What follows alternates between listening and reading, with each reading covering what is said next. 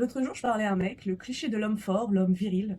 Les tatouages partout sur le corps, les muscles, la gonflette, la musique avec des paroles hard qui sont violentes, et le discours de cet homme qui n'a pas le droit de pleurer, qui n'a pas le droit de montrer qu'il est faible, qu'il a de la vulnérabilité, qu'il a des émotions tout simplement.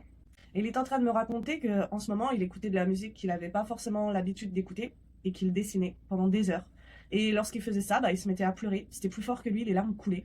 Et il me disait, mais je comprends pas, parce que je suis un homme fort. Et j'arrive pas à m'en empêcher, c'est plus fort que moi, je pleure. Et je sais même pas pourquoi je pleure. Il s'avère qu'en discutant avec lui, cet homme, il a pas forcément eu la vie facile. Il a eu beaucoup d'humiliations, il est rentré dans des bagarres très jeune quand il était ado. Et ça a même duré après dans sa vie d'adulte. Et en fait, il a eu plein d'injonctions, plein d'expériences qui sont venues renforcer ses blessures, ses chocs émotionnels, ses traumas de cet homme viril, fort, qui n'a pas le droit d'être faible, qui n'a pas le droit d'exprimer d'émotions, qui n'a pas le droit de montrer sa vulnérabilité. Et du coup, pendant toutes ces années, il était en mode survie, et un peu comme une cocotte minute qui accumule la pression. Au bout d'un moment, il était prêt à exploser. Et d'ailleurs, il était prêt à exploser tout le temps. Et le seul moyen que son cerveau a trouvé de relâcher la pression, c'est justement dans ces moments où il est pleinement connecté à ses émotions et il est en train de relâcher tout ce qu'il a accumulé durant ces dernières années.